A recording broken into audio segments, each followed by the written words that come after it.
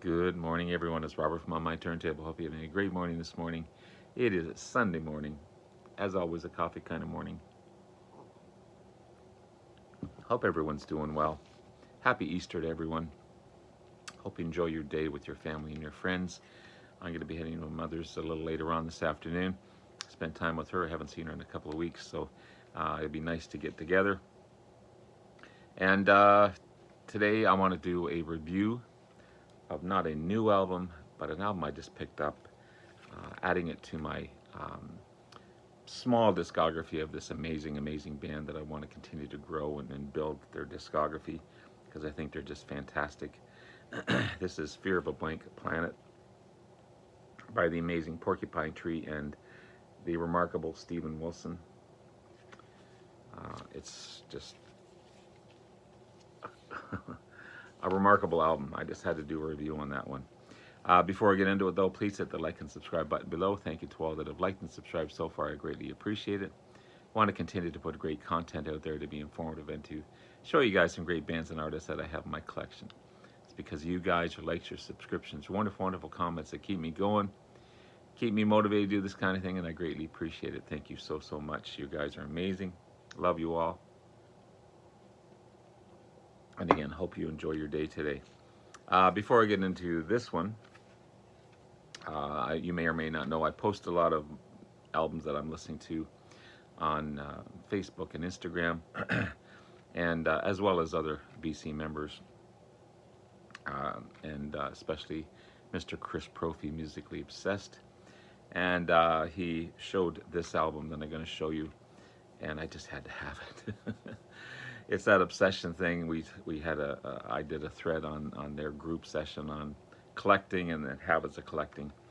So he was showing On Your Feet or On Your Knees by Blue Oyster Cult, and I just had to pick it up to add to my quite large Blue Oyster Cult collection.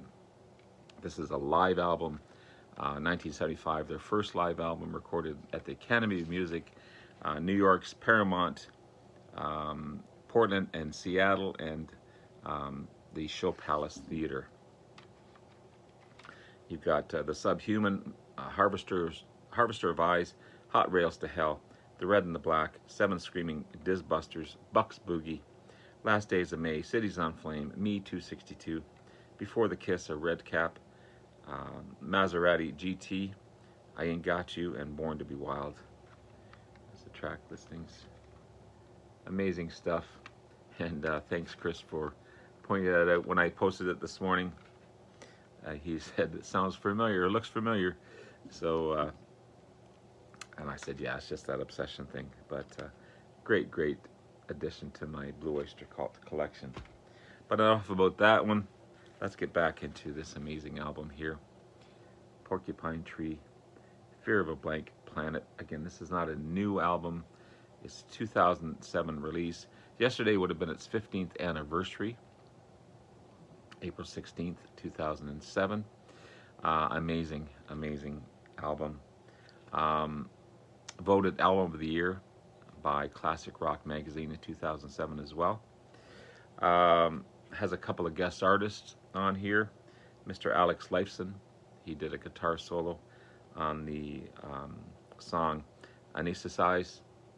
And Robert Fripp did some soundscapes on the song Way Out of Here.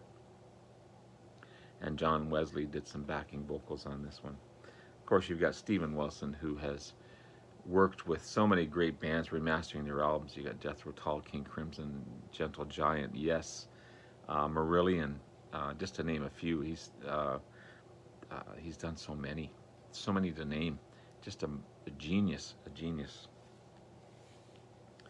His band is amazing as well. You got Richard Barbarell on keyboards and synthesizers, Colin Edwin on bass guitar, and the amazing beast of a drummer, Gavin Harrison on drums. Just remarkable. He's won a few awards in his own right. But I just want to read this hype sticker that I try to keep on. It says, Album of the Year, Classic Rock Awards 2007. A dramatic, widescreen expertly executed, genuinely thrilling rock record. I agree with all of the above. An aggressively modern merger of Russia's arena art rock, UK prog classicism, especially Pink Floyd and King Crimson, and the post-grunge vengeance of Tool. And that's by Rolling Stone magazine. And again, I agree with everything. The booklet in here is full of all the lyrics. When Alex Lifeson did his part, he was doing an interview with Classic Rock Radio, and mentioned that Porcupine Tree was one of his favorite bands. So Stephen Wilson heard or saw that interview, and got in contact with him and asked him to play some lead work on the song Anesthesize. So he sent him the song. Alex worked on his part, sent it back, and it just worked beautifully. So that was cool. Robert Fripp apparently did some guitar work on a song that wasn't released on this album, but it's part of a secondary song that it appears on another album. I just can't recall which one it is. But he also did some soundscapes on this one. And Gavin Harrison, again, a fantastic drummer. He won the Modern Drummer Reader's Poll for Best Progressive Drummer in 2007-2008. Remarkable stuff. Colin Edwin, amazing bass player, and Richard Barbariel on keyboards and synths. And of course, you got Stephen Wilson on guitars and vocals and piano and keyboards, and his mind, those amazing lyrics. Just amazing stuff. You got the title track, Fear of a Blank Planet, starting off the album. The drumming is so up front, and it just continues throughout the song. Opens up with cool, great guitar picking, then the drums kick in, and you keep on going. Stephen Wilson's lyrics are some of the best, and some amazing guitar work by him as well. He's a remarkable guitarist. It is such a good song. It comes in at about 7 minutes, so it's a fairly long introduction to the album. But it's just in your face. It's remarkable. It sounds so good. And then it comes in with My Ashes, the second song, because it slows it down a little bit, give you a bit of a breather. But it starts off, and right off the bat, I said, where have I heard this from? It sounds like Led Zeppelin's No Quarters. Not exactly. It's not verbatim, but I played No Quarters, and it's just got that psychedelic keyboard sound to it. My Ashes starts off kind of the same way. It's a short song. It's kind of moody, beautifully sung by Wilson as well. But it's the shortest song on the album at 5 minutes, which is not a short song by any means. But yeah, it's just got that No Quarter Led Zeppelin sound to it in the beginning. I don't know if that was a coincidence or a homage to Led Zeppelin. I'm not sure. Then you got the longest track on the album, Anesthesize, at 17 minutes and 42 seconds. And it just goes like that. It's just remarkable. You don't want it to end. One of the longest songs by Porcupine Tree, and of course one of the longest, it is the longest song on the album. Starts off slow, but then just builds into this heavy driven riff track. They can rock it out. They can be heavy, kind of like a Tool sound. The guitar solo is Haunting by Alex, and it's so good. He just wails on that one. And it's a moving song as well. It just, again, takes you away. And that 17 minutes, it sounds long once you say 17-minute song, but it just, again, you don't want it to end. It's just a remarkable song. Anesthesize. And then you've got Sentimental. Nice opening piano on that one. It comes in at 5 minutes and 26 seconds. It's more great lyrics on this one. The song is mesmerizing. You can hear the genius in Steven Wilson's writing and playing on this one. He's just it's not a ballady type of song at all. It's just the piano and the drums work well together, if that makes any sense. And it's an amazing song. Way Out of Here, again, that Robert Fripp soundscape.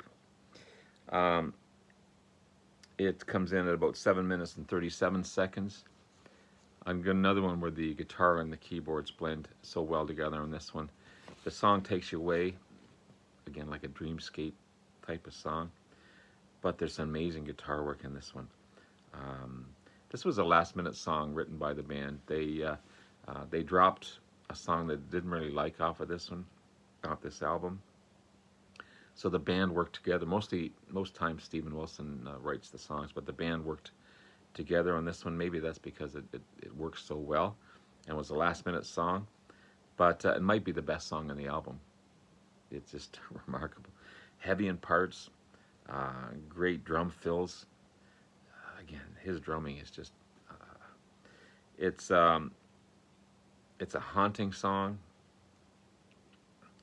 But then you get into these harmonizing and soft melodies. It's just a mixture of so much in one song. It's just the writing skills are just amazing. And then the last song, "Sleep Together," at 7 minutes and 28 seconds. It's a trippy tune. Got a haunting riff as the song builds, and then you get this cool slow riff. And then sometimes it's heavy. The guitar work is amazing. The drumming is amazing. The band just gels throughout this whole album. It's a remarkable album. I recommend you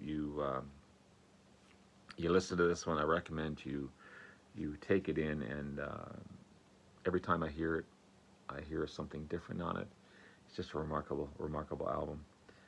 By a remarkable mind and a band that's just remarkable.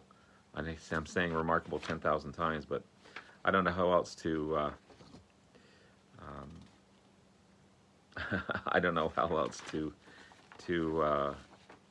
explain it. Some of the other albums that I have by this amazing band. Where's my notes here? So again, I have their debut album, and I'm going to do a review on all of these at some point in time. But this is On the Sunday of Life, their debut album. This was 1992 release. This is this has 18 songs on it, mostly performed by Steven Wilson. This is kind of he wrote pretty much everything. He played pretty much everything on this one. The booklet is cool. It's well packaged, and it's quite a bit different than Fear of a Blank Planet, but at the same time, it's good. So this is 1992, the debut album by these guys. And then 1995, The Sky Moves Sideways, their third album. Okay, with each album they grow. This is a double album as well. Yeah, so you've got most of the band on here, but you also have a female guest artist in Suzanne Barbrielle, which is Richard's wife, I believe. You also have Theo Travis on flute on this one. But that's their third album. Then another fine album, In Absentia, their seventh album, 2002 release.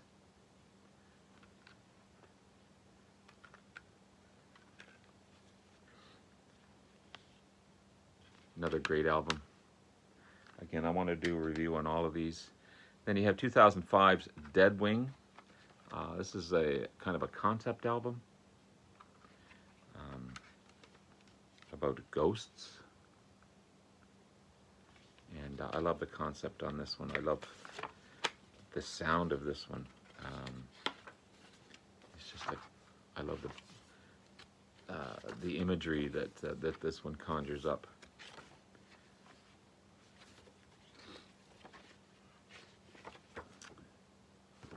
So that's the 8th album. And I have 2009's The Incident. This is about a car accident, and the theme around that. It's pretty cool concept, actually. Amazing stuff. Then I have a couple of solo albums by Mr. Wilson, which I want to get more. This is Hand Cannot Erase, 4th solo album by Steve Wilson. Quite a bit different than Porcupine Tree.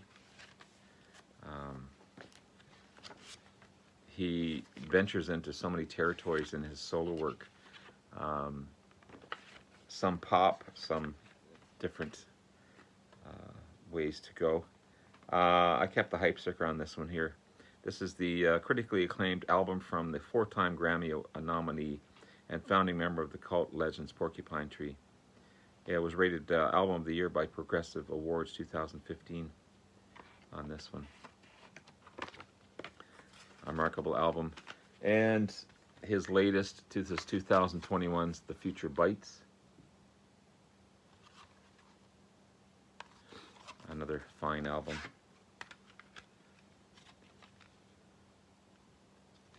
So if you don't know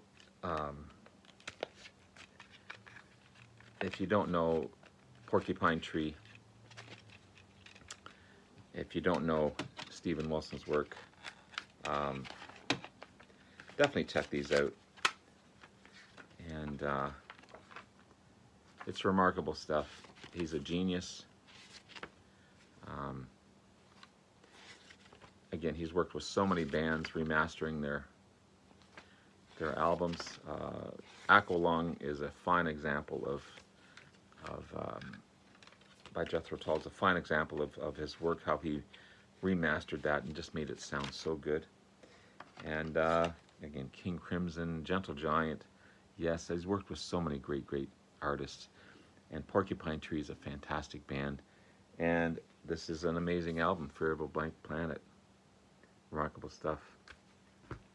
So there you have it, guys. There's a review of that fine album, showing you some of the Porcupine Tree albums that I have and Steven Wilson albums that I have. I still have to get more, obviously. But hope you enjoyed. Love you all. Again, happy Easter. Take care. We'll talk to you again soon. Bye.